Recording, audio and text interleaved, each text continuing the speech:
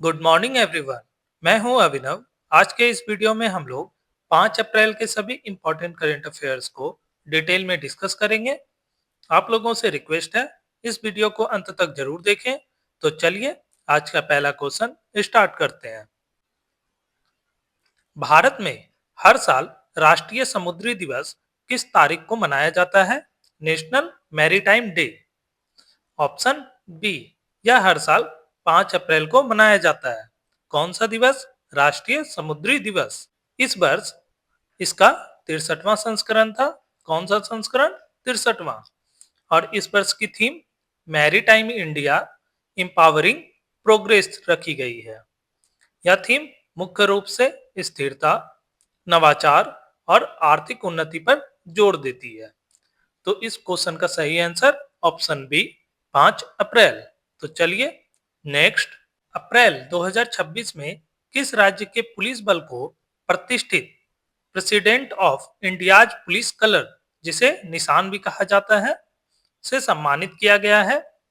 Option B, Bihar police. Bihar police को यह सम्मान से सम्मानित किया गया। यह किसी भी राज्य के पुलिस बल को दिया जाने वाला देश का सर्वोच्च सम्मान है। इसे निशान के नाम से भी जाना जाता है। बिहार पुलिस को यह सम्मान उनकी उत्कृष्टता, कार्यशैली, अनुशासन, अपराध नियंत्रण और डायल 112 जैसी आधुनिक पुलिसिंग सेवाओं के लिए दिया गया है। कौन सा? President of India's police colour. याद रखना, बिहार पुलिस। Option B. तो चलिए नेक्स्ट। अप्रैल 2026 में किस शैक्षणिक संगठन को शिक्षा मंत्रालय द्वारा डीम्ड यूनिवर्सिटी का दर्जा दिया गया है? किसको दिया गया डीम्ड यूनिवर्सिटी का?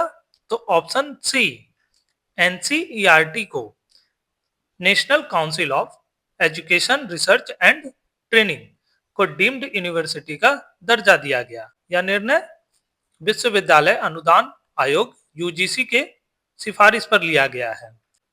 अब अगर एनसीईआरटी की स्थापना कब हुई थी? 1961 में। इसका full form national council of education research and training है, याद रखना। तो चलिए नेक्स्ट। 3 अप्रैल 2026 को कमीशन की गई भारत की तीसरी परमाणु बैलिस्टिक मिसाइल पनडुब्बी का नाम क्या है? Option C, INS Aridhaman. Bharat के रक्षा मंत्री राजनाथ सिंह ने विशाखापट्टनम में देश की तीसरी परमाणु संचालित बैलिस्टिक मिसाइल पनडुब्बी आईएनएस अरिदमन को औपचारिक रूप से भारतीय नौसेना में शामिल कर लिया है। ठीक है, इसमें देखो, इसमें 8 ट्यूब हैं। मिसाइल क्षमता 24K-15 को ले सकता है, और या तो 8K-4 जैसी मिसाइलों को। इसका कमीशन 2026 में हुआ, और आईएनएस अरिहंत 2016, आईएनएस हरिघात 2024 में, याद रखना। तो चलिए नेक्स्ट। अप्रैल 2026 में रक्षा मंत्री ने कहां लार्ज कैविटेशन टनल की आधारशिला रखी है? ऑप्शन सी, विशाखापट्टनम में। रक्षा मंत्री श्री राजनाथ सिंह ने 3 अप्रैल 2026 को विशाखापट्टनम में रक्षा अनुसंधान एवं विकास संगठन डीआरडीओ की प्रमुख प्रयोगशाला, नौसेना विज्ञान और प्रौद्योगिकी प्रयोगशाला में अत्याधुनिक लार्ज कैविटेशन टनल की आधारशिला रखी है। अब बात करें लार्ज कैविटेशन टनल होता क्या है। तो यह एक विशेष प्रकार की हाइड्रोडायनेमिक परीक्षण सुविधा है, जिसका उपयोग पानी के नीचे जहाजों, पनडुब्बियों, टॉर्पीडो और उनके प्रोपेलर के प्रदर्शन का परीक्षण करने के लिए किया जाता है। कैविटेशन क्या है? यह वह प्रक्रिया है जिसमें पानी के नीचे प्रोपेलर के घूमने से बुलबुले बनते हैं। ये बुलबुले फटने पर शोर पैदा करते हैं और प्रोपेलर को नुकसान पहुंचाते हैं। यह टनल इसी प्रभाव को कम करने के लिए अनुसंधान करने में मदद करेगी, याद रखना। इसकी आधारशिला विशाखापट्टनम में रखी गई है। तो चलिए नेक्स्ट। ग्रेनाडा में आयोजित आईएसएसएफ विश्व कप 2026 में भारतीय दल की अगुवाई कौन से दो प्रमुख ओलंपियन कर रहे हैं? ISSF international shooting sport federation, इसकी अगुवाई ऑप्शन बी चैन सिंह और अंजुम मोदगिल इसकी अगुवाई कर रही हैं। इसका आयोजन ग्रेनाडा स्पेन में किया जा रहा है, याद रखना। तो चलिए नेक्स्ट, अंतर्राष्ट्रीय खदान जागरूकता और खदान कार्य सहायता दिवस हर साल किस तारीख को मनाया जाता है? ऑप्शन बी 4 अप्रैल को। 4 अप्रैल को अंतर्राष्ट्रीय खदान जागरूकता और खदान कार्य सहायता दिवस के रूप में मनाया जाता है। इस वर्ष की theme invest in peace, invest in mine action रखा गया है। यह विषय इस बात पर जोर देता है कि किसी भी क्षेत्र में अस्थायी शांति और विकास तभी संभव है जब वहां की जमीन बारूदी सुरंगों और विस्फोटक खतरों से मुक्त हो।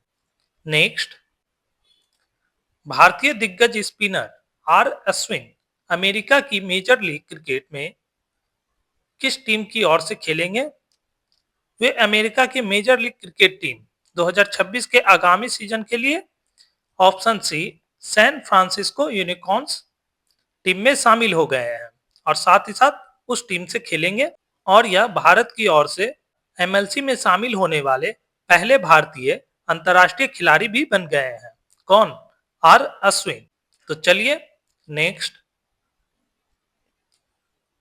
अप्रैल 2026 में नीलामी के दौरान भारत की सबसे महंगी बिकने वाली पेंटिंग कौन सी बनी है? ये रही पेंटिंग जो कि भारत की सबसे महंगी पेंटिंग है। यह किसके द्वारा बनाया गया? राजा रवि वर्मा के द्वारा। इस पेंटिंग का नाम क्या है? यशोदा और कृष्णा। Option B. इसका नीलाम कब किया गया था? 1 अप्रैल 2026 को। और इस पेंटिंग को खरीदने वाले साइरस पूनावाला हैं जो कि सीरम इंस्टीट्यूट के संस्थापक भी हैं। इसको कितने प्राइस में खरीदा गया? 167.2 करोड़ रुपए में इसको खरीदा गया है। और यह पेंटिंग मुंबई में हुई सैफरन आर्ट नीलामी में इसे 167.2 करोड़ में खरीदा गया। किसके द्वारा? साइरस पूनावाला के द्वारा। इसने एम.एफ. हुसैन की पेंटिंग के 118 करोड़ के रिकॉर्ड को तोड़कर भारत की अब तक की सबसे महंगी बिकने वाली पेंटिंग का खिताब हासिल कर लिया है। किसने? यशोदा और कृष्णा पेंटिंग ने। इसको किसने बनाया? याद रखना, राजा रवि वर्मा ने। तो चलिए नेक्स्ट, अप्रैल 2026 में जारी फाइड रैंकिंग के अनुसार इंग्लैंड की नंबर 1 महिला खिलाड़ी बनने वाली भारतीय मूल की 11 वर्षीय खिलाड़ी कौन है? ऑप्शन सी बोधना शिवानंदन। ये इसलिए इंपॉर्टेंट है क्योंकि यह भारतीय मूल की खिलाड़ी है। इस रैंकिंग में बोधना दुनिया की टॉप 100 महिला खिलाड़ियों में शामिल हो गई हैं और उनकी रैंक 72वीं है, 72। वे वर्तमान में एक वुमेन कैंडिडेट मास्टर हैं और दुनिया की सबसे कम उम्र की ग्रैंड मास्टर बनने की रेस में भी शामिल हो रही है। याद रखना, बोधना शिवानंदन। तो दोस्तों, ये थे आज के इंपॉर्टेंट करंट अफेयर्स। अगर वीडियो उपयोगी लगा हो तो लाइक करें, अपने दोस्तों के साथ शेयर करें और ऐसे ही डेली करंट अफेयर से जुड़ने के लिए मेरे चैनल को सब्सक्राइब करना ना भूलें। Thank you.